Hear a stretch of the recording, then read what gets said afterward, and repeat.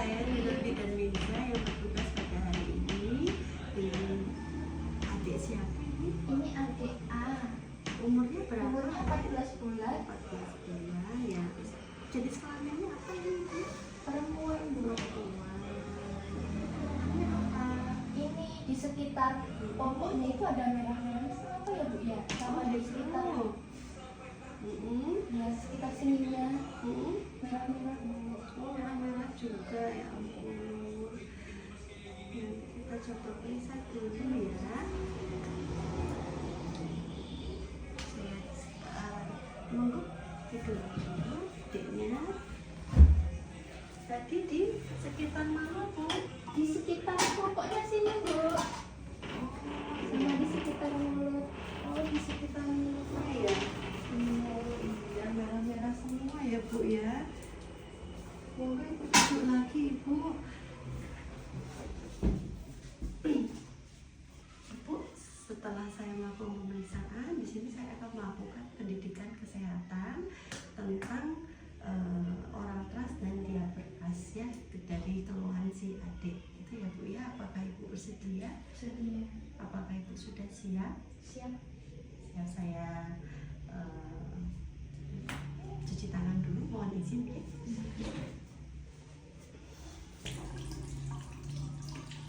Jadi di sini saya akan menjelaskan tentang diabetes atau bahasa awamnya itu ruang popok ya, yang dialami oleh adik A tadi ya. Jadi diabetes atau ruang popok itu bercak kemerahan pada area genitalia, bokong ya atau area pantat sampai ke selangkangan bayi gitu ya.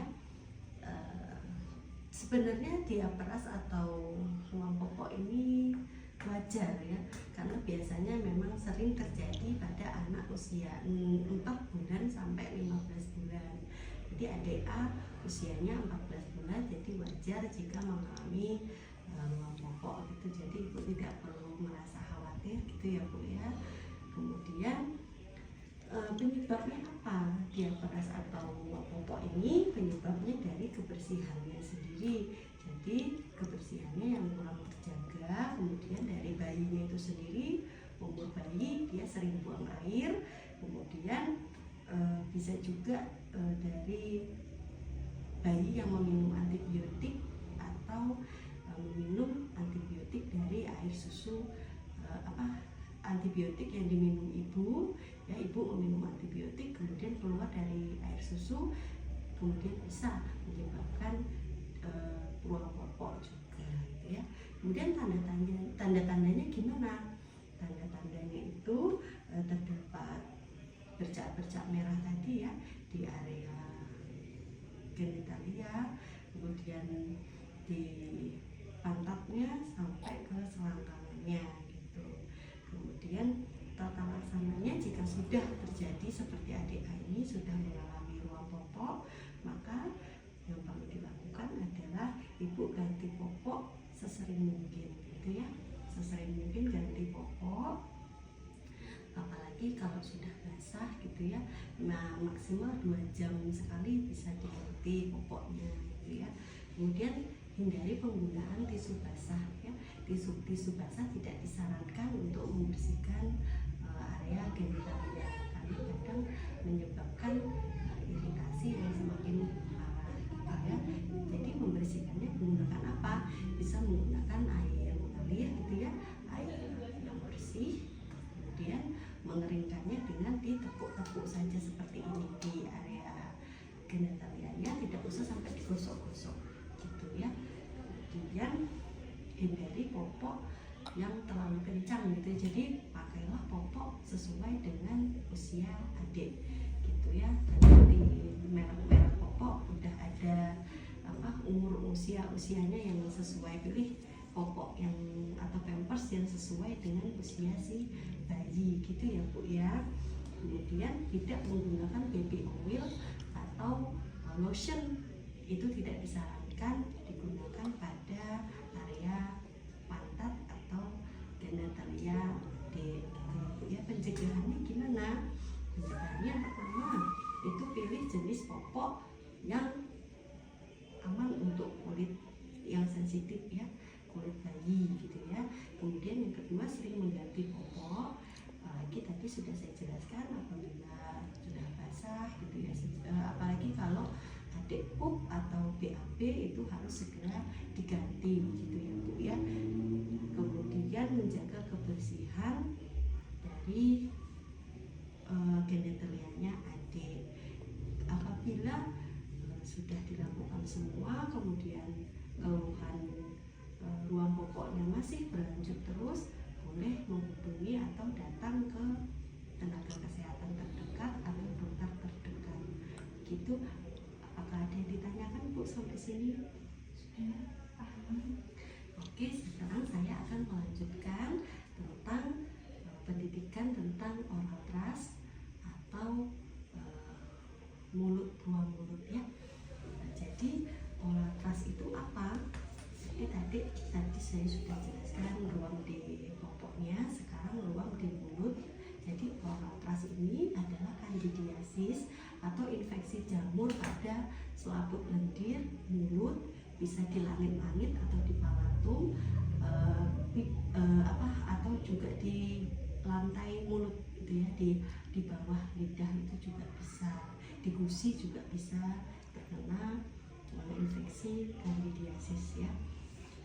Kemudian gejalanya seperti apa? Gejalanya terdapat bercak-bercak keputihan di sekitar selendir mulut tadi, terdapat bercak-bercak keputihan gitu ya, yang sulit untuk dihilangkan gitu ya Bu ya, seperti bekas susu tapi sulit untuk dibersihkan gitu ya Bu ya.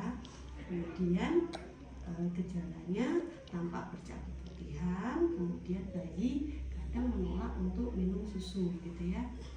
Diberi susu dia menolak, kadang kalaupun dipaksa untuk minum susu dia akan dimuntahkan gitu ya Bu ya.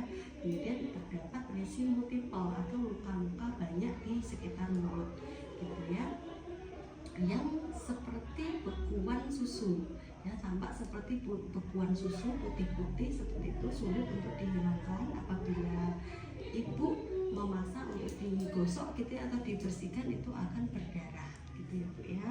Kemudian mukosa mulutnya mengelupas ya. Kemudian terdapat lesi multiple tadi, terdapat luka-luka banyak tadi ya.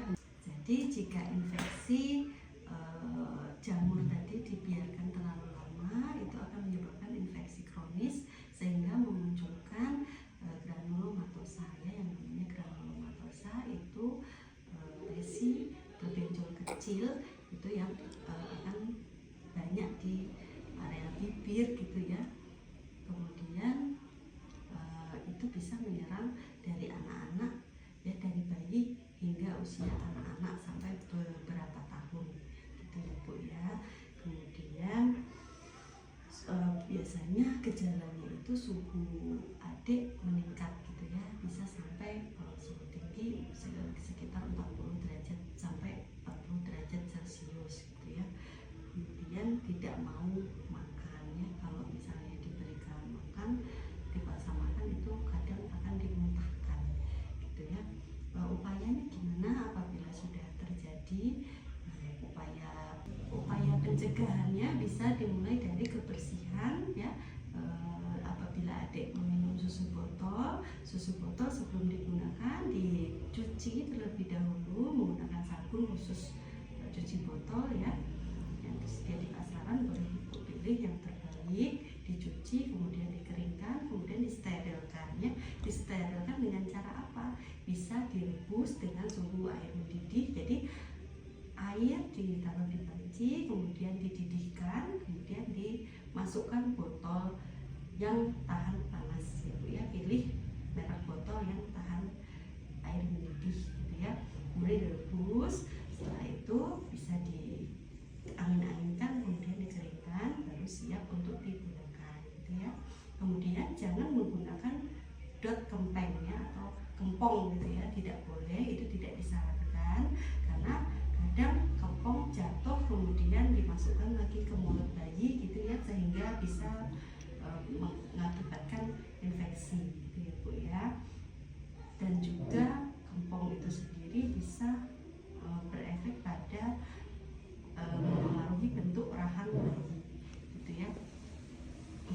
kemudian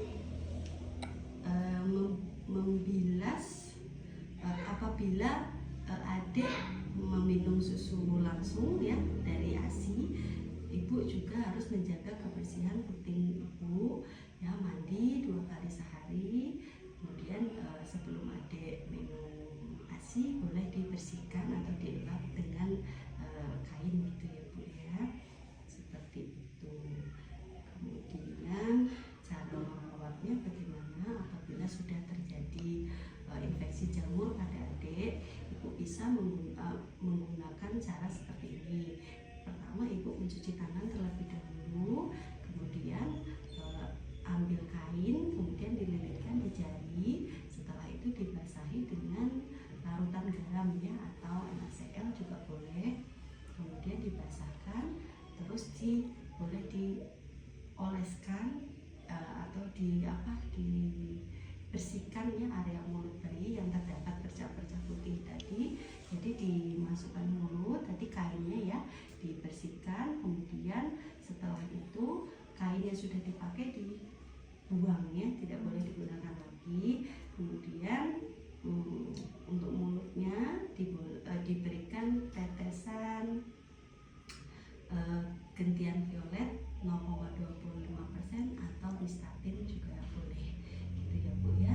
Kemudian dievaluasi apabila keluhan tidak berkurang, kemudian infeksinya semakin parah, boleh dibawa ke tenaga kesehatan atau dokter terdekat gitu ya Bu. Ada yang mau ditanyakan Bu? Sudah jelas. Sudah jelas ya Bu ya. Ini tadi keadaan adik. Untuk tanda-tanda vitalnya tadi suhunya 36,5, nadinya 110 dan pernapasannya 30 kali per menit gitu ya Bu ya. Ini kita evaluasi dulu. Ibu coba tadi yang saya jelaskan ya, dioleskan dengan Nystatin tadi ya Bu ya. Terima kasih Ibu sudah mendengarkan. Semoga keluhan adik berkurang.